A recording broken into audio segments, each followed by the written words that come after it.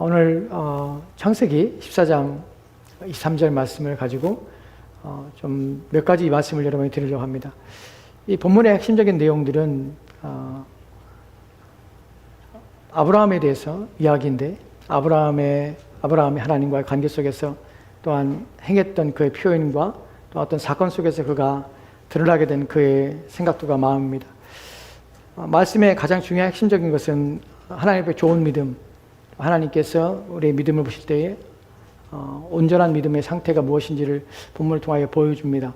그러나 그것만을 우리가 살펴보는 것이 아니라 여기에는 또 다른 성경 우리가 이해하며 또한 깨달을 때에 주의해야 될 내용들을 몇 가지를 좀 살펴보고 또한 그에 더불어서 우리가 인생을 살면서 우리가 우리의 마음을 지키며 또한 물질의 관계 속에서 어떻게 우리의 마음을 지키며 우리의 생각을 지킬 수 있을까 하는 부분 또한 말씀을 통하여 겸하여 살펴볼 것입니다. 그래서 이런 말씀들은 좀 다양한 내용들이 담아져 있기 때문에 여러분들이 다양한 교훈들을 봐줄 수 있습니다. 오늘 우리가 살펴볼 내용은 아브라함에 대한 이야기인데 여러분들 구약성경을 읽으시고 구약성경의 내용들을 아시는 분들은 이 아브라함의 내용들을 잘 아실 것입니다. 제가 구약성경에 대한 설교를 요즘 거의 잘 하지를 않는 것 같아요. 여러분들이 구약성경에 대해서 많이 알지 못할 수도 있는데 좀 신약성경에만 제가 집중하고 그러다 보니까 구약성경을 좀 그 의도적이지 않지만 좀 등한시하게 되는 일들인데 왜냐하면 역사적인 내용들과 또 사건들이 있어서 여러분 알고 있으리라 생각해서 잘 건드리지 않는 경향성이 있는데 좀 그러지 않으려고 좀 하도록 하겠습니다. 오늘 우리가 살펴볼 내용들의 배경을 좀 더 여러분이 이해하시는 게 좋은데 창세기 14장에서는 좀 새로운 아브라함에 대한 새로운 내용들이 나오고 거기서 벌어진 사건들에 대한 전개의 내용들을 좀 여러분이 이해하는 것이 필요한데 아브라함이 전쟁에 참여한 사건이 하나 있었습니다. 그것은 우리가 가나안 땅에 여러분이 지도가 없기 때문에 가나안 땅에 대해서 여러분이 막연하게 여러분이 생각할 수 있는데 우리가 생각할 때 가나안 땅의 북쪽 지방에 살고 있는 왕들이 있었습니다. 그 왕의 가장 우두머리가 누구냐면 그돌라오멜이라는 왕이 있는데 그 왕이 남쪽에 있는 왕들을 지배하고 있었습니다. 그래서 12년 동안 남쪽에 있는 왕들을 5왕들을 지배하며 그들에게 조공을 받았습니다. 12년 동안 조공을 받았는데 14년째 되는 해에 이 남쪽에서 12년 동안 조공을 바쳤던 이 왕들이 반란을 일으킵니다. 그래서 조공을 더 이상 바치기를 거부하는 것이죠. 거부해서 이들이 연합체를 만드는데 5개의 왕들이 소돔왕을 중심으로 연합체를 만듭니다. 그래서 이 함께 동맹하에서 북쪽에 있는 그돌라오멜 왕을 거역한 것이 그돌라오멜 왕이 자기의 공물을 바치기를 금하고 있는 이 남쪽에 있는 5왕을 정복하기 위해서 징벌하기 위해서 연합군을 또 맹습니다. 그래서 4개의 자신과 더불어서 네 왕이 그돌라오멜 왕과 더불어서 연합을 만들어서 남쪽에 있는 5개 소돔왕을 중심으로 한 5개의 왕들과 전쟁이 일어납니다. 그 전쟁에서 소돔왕 남쪽에 있었던 공물을 바쳤던 5개의 연합이 깨지게 됩니다. 지게 되죠. 전쟁에 지게 돼서 약탈을 당하게 되는데 그 5개의 왕의 나라들이 다 약탈을 당합니다. 그때에 소돔 왕이 다스리던 곳에 누가 살고 있었냐면 아브라함의 조카인 롯이 그곳에 살고 있었습니다. 근데 거기에 이런 정복을 당하고 또한 수탈을 당하고 탈취를 당하다 보니까 아브라함의 조카인 롯과 더불어서 그 가족들 그리고 그 가진 모든 재물들 모든 것이 다 탈출당하고 빼앗김을 당합니다. 포로로 다 끌려가게 되는 것이에요. 사람들은 다 인질로 다 끌려가고 또한 거기 있던 모든 귀한 재물들은 다 빼앗김을 당합니다. 이런 것이 이제 이 본문에 대한 전체적인 개략적인 내용들입니다. 근데 이 사건 속에서 아브라함이 이제 그 얘기를 들은 것이에요. 전쟁이 일어났고 소돔 왕이 전쟁에서 패하였고 연합군이 패하였고 그 다음에 북쪽에 있는 그돌라오멜 왕이 승리하여서 그 도시에 있는 모든 사람들을 잡아갔고 그리고 자기 조카 롯까지 그의 가족까지 다 끌려갔다. 모든 재물까지 탈출당했다 하는 걸 들은 것이 아브라함이 그 얘기를 듣고서는 전쟁에 참여해서 찾아오기로 작정을 합니다. 그 집에서 길리운 자 318명을 훈련된 자들을 모으고 그들을 데리고 이제 승리한 그돌라오멜 왕의 연합군들을 추격합니다. 그리고 밤에 기스파에서 단까지 쫓아가서 그들을 무너뜨리고 빼앗겼던 모든 사람들과 인지들과 그리고 재물들 다 가지고 돌아오게 됩니다. 돌아오는 장면 속에서 이제 소돔 왕과의 대화 속에서 오늘 나오는 것이 오늘 우리가 했던 본문의 내용들입니다. 오늘 내용들을 좀 살펴보면 먼저 첫 번째 9절 21절 말씀에는 이렇게 표현되는데 샤웨 골짜기라는 골짜기에 소돔 왕이 와서 아브라함의 승리하고 개선하는 아브라함을 맞이하면서 이제 얘기하는 내용이에요. 같이 들어갑시다. 21절 말씀입니다. 같이 읽겠습니다. 시작. 소돔 왕이 아브라함에게 이르되 사람은 내게 보내고 물품은 내게 가지라. 아멘. 본문에 보면은 소돔 왕이 샤웨 골짜기까지 마중 나왔습니다. 샤웨 골짜기가 더 자기가 있는 곳보다 훨씬 앞에 나와서 기쁨으로 마중 나온 것이에요. 전쟁에 패해서 다 사람들도 다 빼앗아 갔고 또한 물건도 다 재물도 다 빼앗아 갔는데 그걸 다 찾아오는 아브라함을 맞이하는 것이 얼마나 기쁘겠어요. 그래서 버선발로 나가듯이 나가서 맞이한 것이에요. 맞이하면서 아브라함이 말합니다. 사람은 내게 보내고 물품은 내게 가져라. 여러분 생각해 봐야 돼요. 자, 다음으로 그렇게 말하는 것에 대하여 아브라함이 오늘 우리가 읽었던 본문의 23절 말씀에 이렇게 말하는 것이에요. 23절 말씀 보도록 합시다. 같이 읽겠습니다. 시작. 내 말이 내가 아브라함으로 치부하게 하였다 할까 하여 내게 속한 것은 실 한 오락이라도 나 들매금 한 가닥도 내가 가지지 아니하리라. 들매끈은 요즘 안 쓰는 용어죠.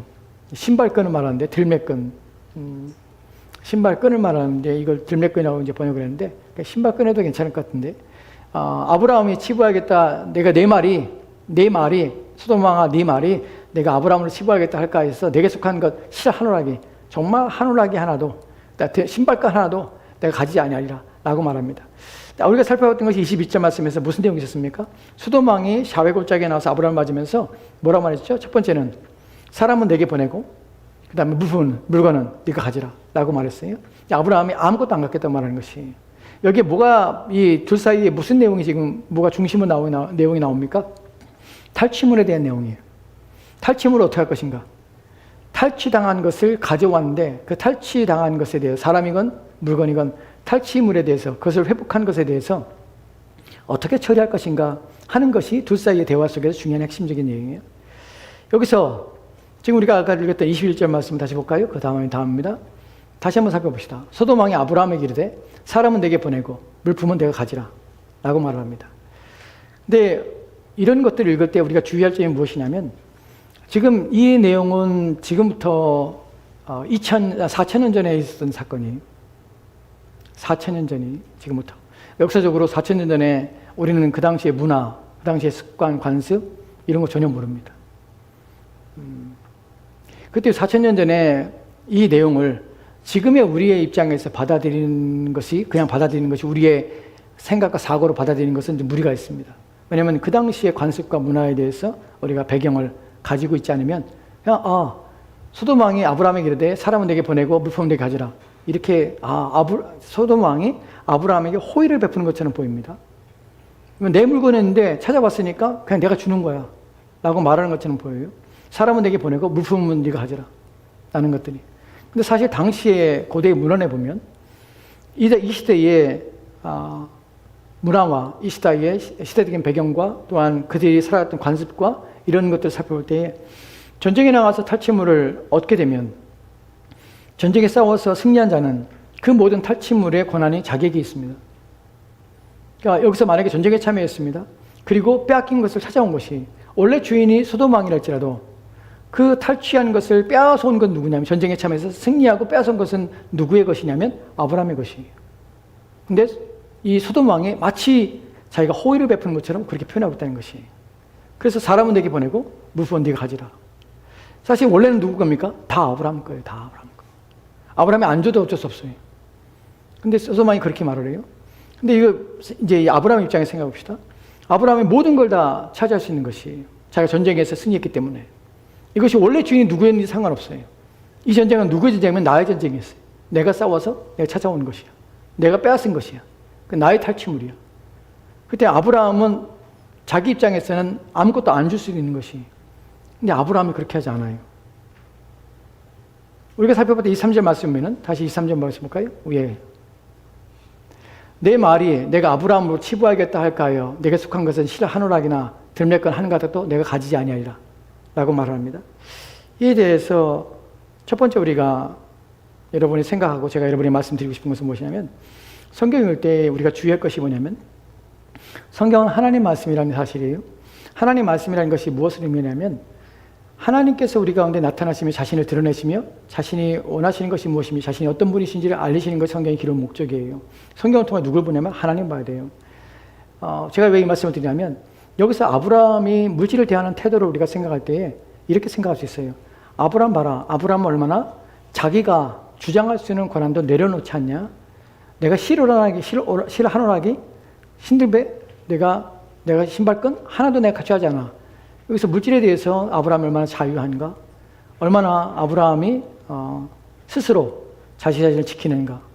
라는 부분에서 우리가 물질에 대해 초연하거나 물질에 대해서 탐욕을 갖지 말아야 한다. 라는 것으로 본문을 우리가 해석하고 이해할 수도 있습니다. 아브라함을 본받으라. 아브라함은 이렇게 물질에 대해서 욕심을 가지지 않고 물질에 대해서 탐욕을 가지지 않고 또 이기적이지 않고 남을 베풀 줄 아는 사람이었다. 자신의 것을 주장하지 않은 사람이었다. 라고 얘기했습니다. 얘기할 수 있고 가르칠 수 있습니다. 근데 이것이 문제가 뭐가 되냐면 본문이 말하는 의도는 아니에요. 그것은 도덕적이고 윤리적인 것이 그렇게 말하는 순간 성경은 어떻게 하냐면 사람의 사고와 생각으로 성경을 해석하는 것이에요. 도덕과 윤리라는 것이 무엇이냐면 성경을 단순히 윤리적으로 탐욕을 부리면 안 돼. 욕심을 부리면 안 돼. 남과 나눠야 돼. 남의 불행에 대해서 너의 이익을 삼지 마. 라는 것으로 말하는 것은 아니에요. 본문에서 아브라함이 그렇게 표현한 것도 그런 의도가 아니에요. 우리가 금욕하고 또한 절제하며 무소유의 생각을 가지고 우리가 물질을 대하고 하는 것이 도덕과 윤리적으로 옳을 뿐만 아니라 우리 생활에 유익할 수 있어요. 하지만 그것이 성경이 가르치고 있는 부분이냐 하는 부분에서 그렇게 접근하는 것은 하나님과 아무 상관없어요. 내가 도덕적이고 내가 윤리적인 생각을 갖는 것은 하나님과 신앙과 아무 상관없는 것이에요. 그건 내 생각인 것이에요. 이렇게 우리가 성경을 접근하면 안 되고 이렇게 해석해도 안 되는 것이에요. 본문이 무엇을 말하고 있고 왜 아브라함이 그렇게 얘기했는지 라는 것을 생각해 봐야 되는 것이에요. 아브라함의 물질에 대해서 자신의 것을 얘기하지 않습니까? 분명히 중요한 것은 뭐냐면 내 말이 내가 아브라함을 치부하였다는 것이에요. 이것이 본문에서 아브라함이 가지고 있는 생각이에요. 그러니까 본문에서 아브라함이 뭐라고 말하면 영어 성경이 뭐라고 합니까? So that you will never be able to say. 네가 절대로 이렇게 말하지 못하게 할 거야. 네가 절대로 그렇게 말 못해. 무엇을? I made Abraham rich. 내가 아브라함을 부유하게 했다고 말하지 못할 것이야. 그러니까 여기서 아브라함이 왜 그런 말을 했을까? 이런 말을 했을까 생각해 볼 때 아브라함이 다른 사람이 나를 부유하게 했다는 말을 듣는 것을 왜 싫어했을까? 왜 그렇게 말하는 것을 왜 마음이 원하지 않았을까? 다른 사람이 나에게 어떤 이익을 주셨다, 내게 유익을 주셨다, 그것을 내가 치욕스럽게 여기고, 다른 사람이 나에게 뭔가 베풀었다라는 것을 그 받는 것을 내가 거부하기 때문에 이런 차원으로 우리가 생각하면 인간적으로 성경을 해석해야 되는 것이 본문의 의미는 바로 그런 의미가 아니에요. 본문의 의미에서 우리가 생각할 때 주의할 것은 무엇이냐면 지금 본문이 말하고자 하는 것은 금욕이나 또한 물질에 대해서 초연하거나 탐욕하지 말라, 욕심하지 말라 이런 도덕적인 내용이 아니라는 것이에요. 이런 것에 대해서 성경에서는 물질에 대해서 중립적으로 얘기를 합니다. 우리의 인생에서 필요한 것들이 있고 또한 이런 것도 하나님 채우신다고 말씀하십니다. 분명히 성경에서는 하나님과 재물을 겸하여 섬기지 못할 것이라고 말하고 있어요. 왜냐하면 이를 미워하거나 저를 경히 여기거나 또한 중히 여기거나 할 수 있기 때문에 그래요. 네, 마태복음 6장에서 말하고는 하나님께서 물질과 재물을 겸하여 섬길 수 없다고 말할 때에 거기서 뭐라고 마지막에 주님께서 뭐라고 말씀하시냐면 겸하여 섬길 수 없느니라 섬기다는 표현을 써요. 섬기다는 것은 종이 된다는 노예가 된다는 의미예요. 노예가 된다는 것은 그가 그에 의존하며 살고 그에 따라 살고 그것을 위해 살고 그것을 향하여서 마음을 다하는 것이 종인 것이 노예인 것이. 그러니까 여기서 우리가 이 본문을 통해서 그렇게 와서 그냥 우리가 이런 표현으로 이런 성경 이런 것도 있으니까 이렇게 됩니다. 라고 말하는 것은 옳지 않아요. 본문은 다른 의미를 가지고 있습니다. 이 대하여서 우리로 하여금 윤리적이냐 도덕적이냐 물질에 대해서 어떤 생각을 가지냐 하는 부분이 본문의 의미가 아니란 사실은 후에 가서 뒤에 가서 말씀을 좀 드리도록 하겠습니다. 왜 그런지에 대해서. 먼저 우리가 살펴볼 것은 이런 것이에요. 우리는 성경에서 하나님께서 물질에 대해 생각할 때에 아브라함의 입장에서 생각할 때에 우리 물질에 대해서 어떤 생각과 어떤 가치관을 가져야 되는가? 왜 아브라함은 이렇게 할 수 있을까? 자기 자신이 이렇게 다른 사람이 나를 부유하게 만들었다 라는 말을 듣기 원하지 않았을까? 하는 부분에서 먼저 생각할 것은 사람의 경향성입니다. 이 경향성은 무엇이냐면 사람들은 물질에 대해서 대부분이 연약하며 또한 물질에 대해서 사람들은 자신을 지키는 일이 쉽지 않다는 것이에요. 왜냐하면 그것이 우리의 육체와 관련되어 있고 육체와 연관되어 있어서 그 속에 살고 있기 때문에 그래요. 우리가 육체 가운데 살기 때문에 그렇습니다.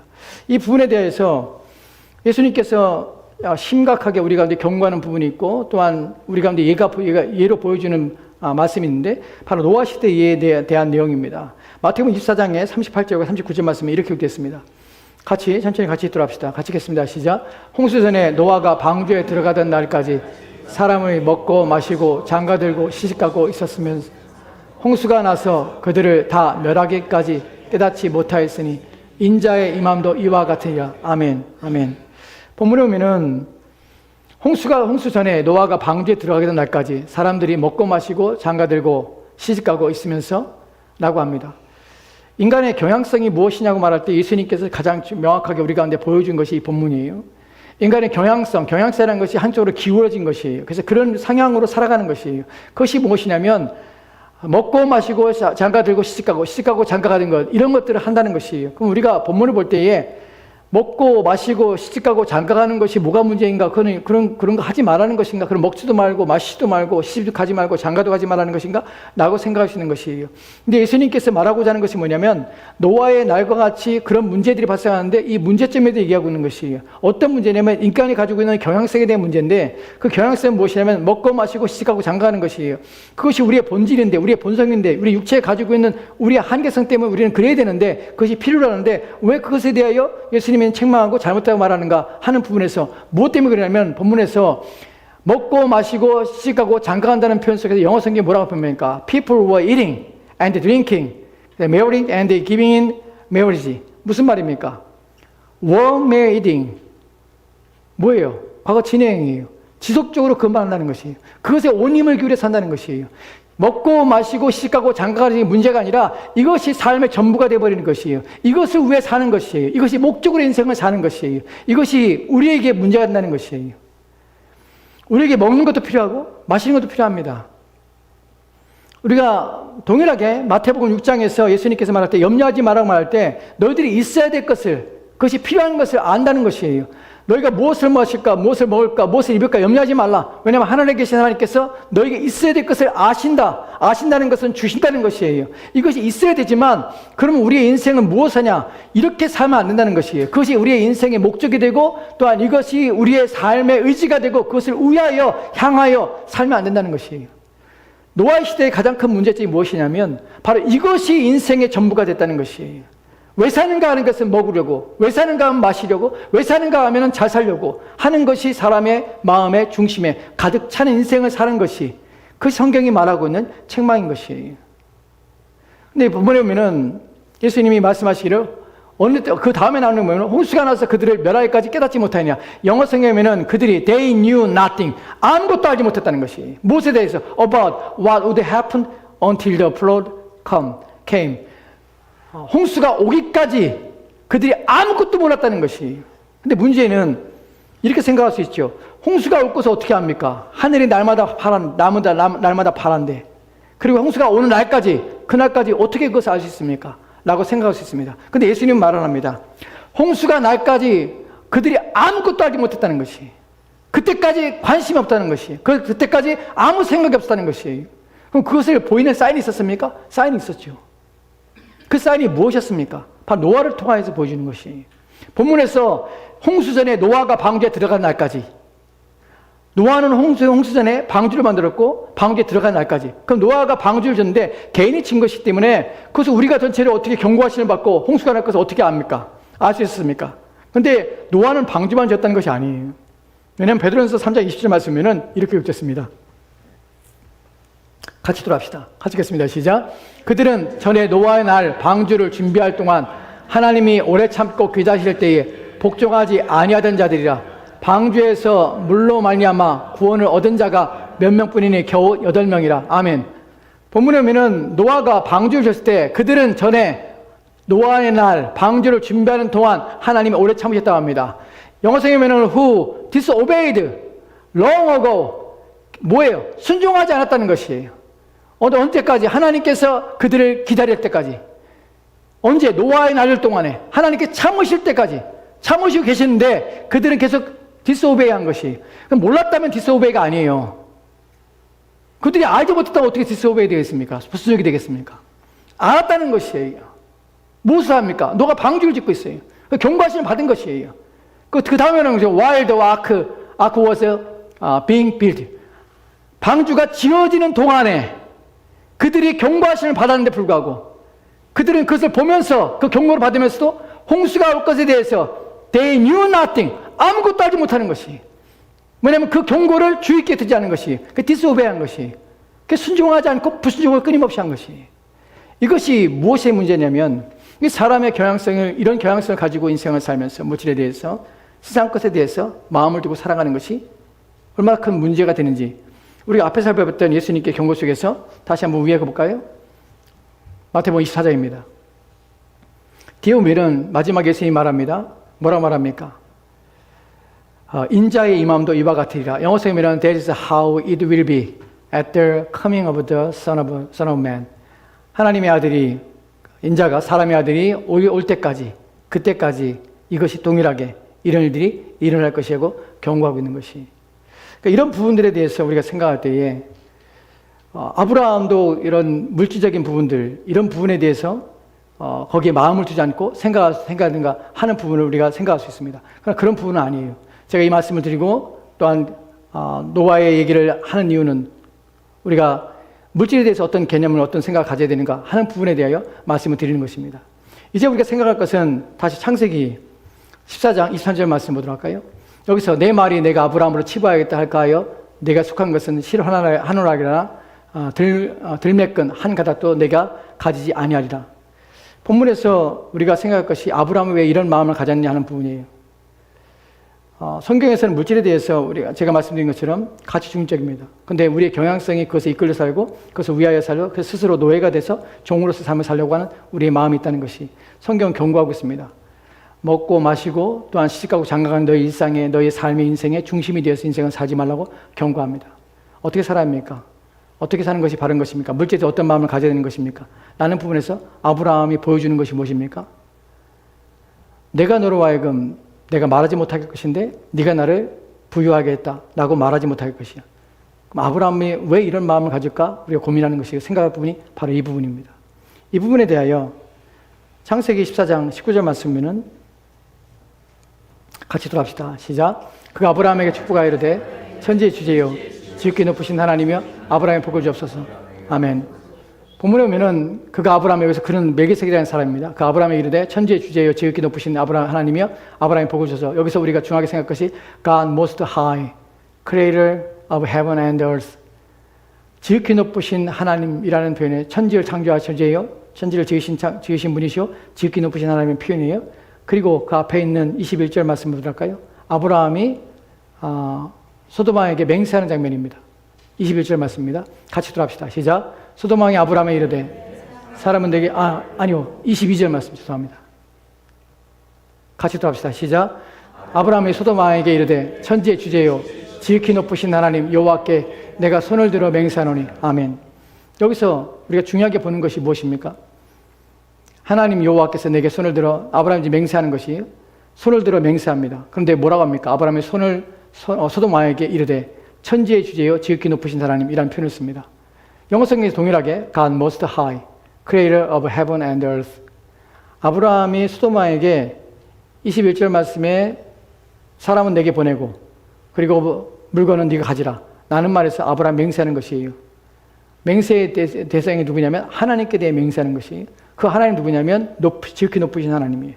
그 하나님은 천지를 지으신 하나님이야 라는 말을 하고 있어요. 그리고 23절 말씀에 내가 너로 하여금 결코 말하지 못할 것인데 네가 나를 부유하겠다고 말하지 못하게 할 것이야. 근데 왜 그러냐면 그러면서 나는 내게 속한 것 중에서 아무것도 실 하나 신발 하나도 내가 너에게 가지 않을 것이야 라고 말한다는 것이, 여기에는 배경인데 바로 무엇이냐면 그가 맹세하고 있는 하나님 때문에 이런 말을 하고 있다는 것이, 이 맹세의 배경은 아브라함이 이런 고백을 이런 하나님께 이런 맹세를 하는 이유가 무엇입니까? 바로 다음에 우리가 읽었던 19절 말씀에 배경이 있어요. 이 말과 동일한 말을 누가 했냐면 바로 살라명 멜기세덱이 아브라함을 축복하는 것이 God most high, creator of heaven and earth. 하나님은 천지를 창조하신 분이시며 지극히 높으신 분이야. 여기서 또 뭐라고 말하냐면 Blessed be Abraham. 한글 성경에는 그 아브라함을 축복하여 이르되라고 번역했어요. 근데 사실 원문의 의미는 뭐냐면 너는 복을 받은 자 아브라함이여라는 표현이, 너는 복을 받은 자라는 것이. 물질에 대해서 우리가 초연하고 물질에 대해서 우리가 주의를 기울이고 내가 스스로 절제하고 금욕을 하고 한다고 해서 물질이 우리 가운데서 아무런 문제가 없는 것은 아니에요. 우리는 우리의 인성과 우리의 성품으로 우리가 탐욕이나 우리의 욕망, 일어나는 욕망에 대해서 우리가 제어하거나 할 수 있는 것은 아닙니다. 우리 가운데 성경이 우리 가운데 가르쳐주고 있는 물질에 대한 가장 중요한 이길 수 있는, 거기서 자유할 수 있는 가장 중요한 부분은 무엇이냐면 바로 하나님에 대한 믿음입니다. 하나님 어떤 분이시에 대한 이해예요. 왜 아브라함이 내가 가지고 있는 실을 하나 그리고 내가 신발끈 하나도 내가 취하지 않을 것이야 라고 하면서 맹세할 때 뭐라고 말하면 천지의 주제이신 하나님이에요. 그리고 아브라함은 여기 더해서 여호와 하나님이라는 표현을 뒀습니다. 창세기 44장 19절 말씀에서는 그가라는 표현에서 멜기스덱이라는 하나님의 거룩한 대제사장이 아브라함에 나와서 아브라함을 축복하는 장면이 나온 속에서 아브라함에게 얘기하기를 너는 복된 자다 아브라함아, 너는 복을 받은 자야 라고 말해서 지극히 높으신 자에 의해서 그분은 하늘과 땅을 지으신 자, 그분이 너를 복되게 하신 자야, 너는 복을 받은 자야 라고 말하는 것이, 아브라함 그 사실에 대하여 22절 말씀에 뭐라고 하냐면 내가 맹세하는데, 어떻게 내가 하나님의 옆에 맹세하는데 그분 누구냐면 천지의 주제이시고 또한 지극히 높으신 하나님이시오 라는 말로 얘기를 하는 것이, 이 말의 의미 속에서 아브라함은 하나님께 자기가 복을 받았다는 사실을 인식하고 있는 것이, 그 다음에 더불어서 아브라함은 이 전쟁의 내용과 의미가 무엇인지에 대하여 또한 듣게 되는데, 그것이 20절 말씀입니다. 20절 말씀 볼까요? 20절 말씀이요. 창세기 14장 20절 말씀 같이 들어갑시다. 시작. 너의 대적을 내 손에 붙이신 지극히 높으신 하나님을 찬송할지로다 하며 아브라함이 그 얻은 것에서 10분의 1을 멜기스덱에게 주었더라. 아멘. 본문에 보면 너의 대적을 내 손에 붙이신 지극히 높으신 하나님을 찬송할지라. 지금 아브라함이 전쟁을 치르고 왔습니다. 하나님의 대제사장에 있던 멜기스덱이 나와서 그를 축복합니다. 복을 받은 자 아브라함이여. 깜짝 놀라죠. 복을 받았다니 너는 복을 받은 자야. 누구에 의해서? 지극히 높으신 하나님, 그리고 땅과 하늘을 지으신 그 하나님이 너에게 복을 주셨어. 그리고 하는 말이 무엇이냐면 너의 대적을 and blessed be God, 하나님께 복이 있기를, 그 다음에 most high, 지극히 높으신 하나님께 who delivered your enemies into your hand, 너의 원수에서 너를 건지시고 너를 지키신 그 하나님, 너의 대적을 내 손에 붙이신 하나님, 그 하나님을 찬송하라 라고 말하는 것이, 여기서 아브라함이 알게 되는 것이 무엇이냐면, 제가 지금 전쟁을 돌아왔을 때에 자기가 복을 받았다는 사실을 알게 된 것이, 비록 집에서 길리온 310명을 데리고 전쟁에 나가서 승리를 했습니다. 야밤에 기습에서 이겼지만 그것이 나의 힘으로 또한 나의 능력으로 된 것이 아니라는 사실을 누가? 대제사장을 통하여서 들려지게 된 것이, 네가 승리한 것이 아니야, 너는 복을 받은 자야. 내가 복을 받은 거 어떻게 알고 있지? 왜냐하면 너의 원수를 내 손에 붙이신 분이 하나님이시오. 그가 너를 승리케 하신 것이야. 나는 것을 이해가 된 것이에요. 아, 이것이 나의 싸움이 아니었구나 생각을 하게 된 것이에요. 이것이 나의 승리가 아니었구나, 하나님의 승리였구나, 이 생각을 하는 것이에요. 이 생각을 하고 아브라함이 그 다음에 21절, 22절, 23절 말씀이 나오는 것이에요. 수도방이 나와서 사람은 내게, 물건은 네가 취하라. 21절 말씀에 내가 여호와 이름을 두고, 어떤 일 여호와 하나님, 지극히 높으신 하나님, 새 땅과 하늘을 만드신 하나님, 그 하나님의 이름을 걸고 내가 맹세하는데 내가 내게 있는 것 실 하노라기, 신발끈 하나도 내가 취하지 않을 것이야. 내가 너에게 결코 이 말하지 못하게 할 것인데 내가 나를 부유하게 했다고 너는 결코 말하지 못하게 할 것이야. 왜냐하면 나에게 복을 주시는 분은 누구냐면 여호와 하나님이시오. 그분이 전쟁에 승리하게 하신 것이야. 이것을 깨달은 것이, 우리에게서, 우리의 인생에서 여러분 마음을 지키고 또한 우리가 물질에서 자유케 되는 일들이 어떻게 가능하냐면 스스로 노력해 되는 것이 아니에요. 하나님의 부유하심을 인정하는 것이, 그분이 나의 복의 근원이라는 사실을 인식하는 것이, 그분이 나에게 나의 인생 가운데서 내 필요한 것들을 채워주시는 분이라는 사실을 인식할 때에 우리는 물질과 또 우리 주변에 있는 것들에 대해서 탐욕과 욕심 속에서 우리 인생을 망가지지 않게 하는 것이에요. 왜 노아의 시대의 사람들이 먹고 마시고 시가고 장가가는 것이 인생의 전부로 인생을 사냐면 그것이 그들에게 보이는 것, 그들이 알 수 있는 전부였기 때문에 그렇습니다. 그것이 인간의 본성 속에서 나오는 것이기 때문에 그것을 추구하며 산 것이에요. 근데 노아만큼은 그렇게 살지 않았습니다. 노아는 경고하심을 받은 것이에요. 예수님께서 말세에도, 예수님의 하나님의 아들이 오는 그날, 인자가 오는 그날에도 독이한 일들이 반복될 것이라는 사실을 우리 가운데 경고하고 있는 것이에요. 우리는 무엇을 합니까? 노아와 같이 무엇을 합니까? 이것이 계속될 것이 아니라는 사실을 아는 것이에요. 노아는 홍수로 세상이 망할 것이라는 사실을 경고하시는 받은 것이에요. 그리고 방주를 지은 것이에요. 그 방주를 지으면서 그 동안의 사람들은 방주를 짓는 동안에 하나님이 참으시는 것을 그들은 알지 못하는 것이에요. 방주를 짓는 것이 무엇을 짓습니까? 홍수가 날 거라는 사실을 알기 때문에 방주를 짓는 것이에요. 그럼 그 사실을 보는 사람들은 무엇을 보여야 됩니까? 아, 무슨 일이 나겠구나. 홍수가 나겠구나. 큰일이 나겠구나. 나는 그것을 인식해야 되는데 그들은 그 날까지, 하나님이 참으신 날까지 그것을 보고 있음에 불구하고 시집가고 장가가고 먹고 마시는 일에 온 힘을 기울이며 그렇게 인생을 살았다는 것이 오늘날 시대도 마찬가지입니다. 주님 오시는 그날에 세상에 불로 심판을 받을 것입니다. 그리스도인들은 그 사실을 알고 그날을 준비하는 것이, 우리는 먹고 마시고 시집가고 장가가는 일에 온 힘을 기울이지 않습니다. 그 일은 누구에게 맡깁니까? 하나님께 맡기는 것이에요. 하나님은 우리 인생의 주인이시기 때문에 그분이 나의 인생에 필요한 것들을 채워주시고 내게 복을 주시는 분이 그분이라는 사실을 인식하는 것이에요. 여러분, 아브라함의 이것이 믿음이라는 사실을 여러분이 기억하셔야 합니다. 이 믿음이 무엇을 말하냐면 하나님이 누구신지에 대한 인정인 것이에요. 네가 결코 말하지 못할 것인데 네가 나를 부유하게 했다 결코 말하지 못할 것이야. 왜냐하면 사람이 내게 복을 주거나 사람이 나를 부유케 하는 것이 아니야. 내가 맹세하고 있는 그분, 여호와 하나님, 지극히 높으신 그 하나님, 하늘을 지고 땅을 지으신 그분이 나를 복 주시는 그분이야. 나는 것이 아브라함의 고백이고 그것이 바로 믿음입니다. 믿음은 무엇이냐면 하나님에 대한 것이에요. 그분이 누구신가를 믿는 것이에요. 그분이 어떤 일들을 가능하며 그분 안에 손에 있다는 것이 얼마나 복된 것임을 인정하는 것이에요. 신자는 누구를 통하여서 부유케 되냐면 세상 것들을 통해서가 아니라 살아계신 하나님을 알므로 부유케 됩니다. 그분의 능력으로 부유케 됩니다. 그분의 힘으로 부유케 되는 것이에요. 이것이 본문에 나온 전체적인 이해입니다. 여기에는 도덕과 윤리가 들어갈 수 없고 또한 사람이 어떻게 해야 되는지 스스로 어떻게 자신을 관리해야 되는지 이 내용이 없습니다. 여기에 전체적으로 중요한 내용은 무엇입니까? 하나님이 누구시냐는 것이에요. 아브라함에게 하나님은 누구시냐는 것이에요. 여러분에게 하나님은 누구시냐는 것이에요. 여러분 또한 이런 믿음을 가지고 있냐는 것이에요. 그것이 우리가 생각해야 할 뿐입니다. 왜 우리가 이 세상 것에 집착하며 왜 이 세상 것에 의지하여 우리 마음을 두고 살아가는가? 하나님 없기 때문에 그래요. 하나님 누구신지를 보지 못하기 때문에 그래요. 인식하지 못하기 때문에 우리 마음이 끌리는 것이에요. 마지막으로 살펴볼 것은 믿음에 대해서 아브라함이 하나님을 경험합니다.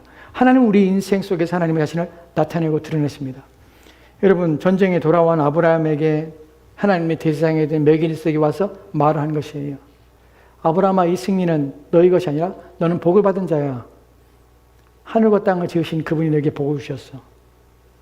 내 원수들을 내게 내 손에 주신 분이 바로 하나님이시오. 이 전쟁은 내게 속한 것이 아니라 하나님께 속한 것이야. 이것을 듣고 아브라함은 그것을 믿음으로 받은 것이. 믿음은 무엇이냐면 하나님이 말씀하신 것을 그대로 내 마음에 받고 확신하는 것이. 다른 것을 믿는 것이 아니라 하나님을 믿는 것이에요. 그분이 하신 말씀을 믿는 것이에요. 그분이 하실 일들을 믿는 것이에요. 그분이 할 수 있는 능력을 믿는 것이에요. 그분이 나를 향하여 어떠한 생각과 마음을 가지고 있는 일을 믿는 것이에요. 이것이 아브라함에 있어서 히브리서 11장에 보면은 11장 9절 말씀에는 이렇게 기록됐습니다.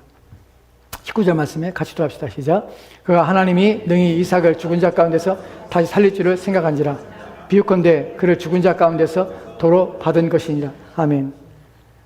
아브라함의 믿음이 가장 크고 확실하게 드러났던 사건이 자기 아들 이삭을 바치는 사건이었습니다. 여러분, 믿음이라는 것은요, 자라는 것이에요. 어떻게 자라냐면, 무엇을 먹고 자라냐면 하나님에 대해 생각하고 하나님에 대해서 인식하고 경험함으로 자라는 것이에요. 하나님 말씀을 들을 때에 그것이 누군가에게는 마음의 확신으로 다가와요. 신뢰로 다가와요. 하나님에 대해서 말씀할 때 그것이 믿어져요. 이것을 믿음입니다. 본문에서 아브라함이 하나님이 능히 이삭을 죽은 자 가운데 다시 살릴 줄을 생각한지라. 자신의 아들을 바치라는 하나님의 말씀을 듣고 창세기 22장에서 아브라함이 길을 떠난 장면이 나옵니다. 여러분, 이것이 쉬운 결정이 아니에요. 그냥 본문에 말하기 때문에 하나님이 죽은 자를 다시 살렸기 때문에 아브라함은 아무 걱정하지 않았어 라고 생각하면 안 돼요. 아브라함 마음이 걱정이 됐어요. 염려가 됐어요. 왜냐하면 아브라함이 그날 아침에 정신이 하나도 없어요. 왜 정신이 하나도 없는 거 어떻게 나타나면 아브라함 하나님께서 내 아들 이삭 내가 사랑한다 독사를 내게 바치라 말을 들었어요. 그저 아침에 일찍 일어납니다. 아브라함이. 자기 아내와 상의하지도 않아요. 아침에 일찍 일어나서 나귀를 준비해요. 그리고 후에 장작을 팹니다. 근데 가만히 그의 행동을 보면 그가 그 행위의 순서가 뒤죽박죽이 돼버려요. 왜 그러냐면 그의 행위가 그의 마음을 나타내는데 그의 마음이 혼란스러운 것이에요. 지금 정신이 없는 것이에요. 그래서 마음이 막 심란한 것이에요. 그래서 일을 두서없이 하는 것이에요. 그리고 자기 아들을 데리고 가는데 한마디도 하지 않아요. 3일길이 걸어서 모리아산 가는데 한마디도 하지 않아요. 그리고 거기 올라가서 자신의 아들을 묶고 번제단에 올려놓습니다. 그 죽이려 합니다. 그때 하나님이 아브라함에게 아브라함아 그리고 내 아들을 이삭을 아끼지 않냐고 내게 바치라는 것을 내가 알고 네 믿음을 내가 보았노라 하나님 말씀하십니다. 이 본문에서 아브라함이 어떻게 했을까라는 것을 19절 말씀에서 이렇게 표현하는 것이 그가 하나님이 능히 이삭을 죽은 자 가운데서 다시 살릴 줄을 생각한지라. 본문에 생각한지라 영어 성경에서 뭐라면 reasoned라고 번역했어요. 이 단어의 의미가 무엇이냐면 논리적으로 또한 종합적으로 판단해 봤을 때 얻게 되는 결론이에요. 그것이 바로 이 단어가 사용되는 의미예요. 아브라함은 무엇을 했냐면 생각해 본 것이에요. 논리력을 가지고 생각해 본 것이에요. 하나님은 어떤 분이실까? 그분이 어떻게 하셨을까? 그분은 왜 이렇게 하셨을까? 그분은 무엇이 가능한가? 그분이 하신 일인 그분의 약속에 대해서 생각해 본 것이. 여기서 아브라함은 이런 생각을 하죠. 첫 번째. 이삭을 죽이려는 것은 하나님이세요. 하나님이 이삭을 죽이려 한 것이에요. 자기 후손에 대해서 다른 사람을 대할 때 하나님께서는 결코 인정하지 않으셨어요. 하나님 엘리에섹이 내게 집에서 기른 자 엘리에섹이 나의 후손이 될 것입니다. 하나님 아니라고 그런 것이에요. 그러면 이스마엘입니다. 이스마엘이 하나님 내 후사가 될 것입니다. 아니야. 사라에게 난 자야 돼. 그 자라야 내 후손이야. 사라가 정말 90세에 아들을 낳았어요. 근데 그를 하나님께서 바치라고 하는 것이. 근데 사라는 그때 몸이 죽은 상태예요. 아이를 낳을 수 없는 것이. 이 모든 걸 생각해 본 것이. 그렇다면 하나님께서는 없는 것, 죽은 태에서 아이를 낳게 하시고 그 아이를 내게 주신 하나님이라면 죽은 것 같은 태에서 난 하나님, 나게 하신 하나님. 그렇다면 죽은 자도 살릴 수 있는 하나님이라는 것을 인식한 것이에요. 이것이 믿음이 가지고 있는 논리와 믿음이 가지고 있는 내용들입니다. 여러분 믿음은 믿습니다가 아니라 하나님의 말씀을 통하여 그분이 하신 말씀에 대하여 곰곰이 생각해 보는 것이에요. 하나님을 생각해 보는 것이에요. 그분이 어떻게 행하셨고 어떤 일들을 행하셨으며 그분이 약속하신 것에 대하여 어떻게 반응하시며 그것을 어떻게 이루어가신지를 생각해 보는 것이에요. 그럴 때 아브라함의 마음에 들었던 것이 무엇이냐면 믿습니다 하고 하는 것이 아니라 능히 이삭을 죽은 자 가운데서 다시 살릴 줄로 믿는 것이에요. 확신하게 되는 것이에요. 이것이 바로 믿음이 좋은 믿음입니다. 믿음이라는 좋은 믿음이라는 것은 무엇이냐면 하나님과 하나님 하시는 일들에 대하여 그분이 어떤 분이신지에 대하여 내가 그 생각하고 그것을 내 마음 받아들이는 것이 확신을 받아들이는 것이. 믿음은 어떻게 자랍니까? 바로 이런 방식으로 자랍니다. 하나님을 경험하는 것이. 어떻게? 하나님 말씀이 선포될 때에 하나님 말씀이 가르쳐질 때에 아브라함은 대제사장이었던 멜기스덱이 와서 너의 승리는 하나님이 내게 준 승리고 너는 복을 받은 자야 라는 말을 들을 때 그의 마음속에 이것은 정말 하나님이 계시구나. 그분이 나에게 승리 줬구나. 그 하나님이 나를 복을 주신 자야. 나는 다른 복이 필요 없고 오직 그분이 나를 복되게 하신 분이야. 나는 것을 마음의 믿음으로 그가 그런 고백을 하며 하나님 앞에 거룩되며 하나님께 받으실 만한 믿음으로 나타냈던 것처럼 믿음은 그런 것입니다. 여러분의 믿음은 자라야 하며 여러분의 믿음은 하나님을 대상으로 하며 그분에 대하여 여러분의 이해가 날마다 깊어져야 합니다. 그래야 여러분이 자랍니다. 그냥 말씀을 들을 때에 그 말씀을 그냥 의미 없이 듣지 마시고 하나님에 대한 이야기를 들을 때에 여러분 마음을 집중해야 합니다. 하나님에 대해서 여러분이 생각할 때에 여러분 마음이 생각들이 그것에 모아져야 됩니다. 하나님이 기뻐하시는 마음은 온 마음을 다하여 그분에 대하여 알고자 하는 마음, 그분에 대하여 관심을 기울이며 그분에 대하여 생각하며 그분을 믿고자 하는 마음을 가진 그 마음이 하나님을 기쁘시게 하는 마음입니다. 여러분 그 마음을 가지고 여러분이 하나님 앞에 설 때에 하나님께서 여러분의 믿음을 크게 할 뿐만 아니라 여러분을 복되게 하시는 것입니다. 이것이 우리의 삶을 힘있게 살고 우리의 삶을 담대하게 사는 이유입니다.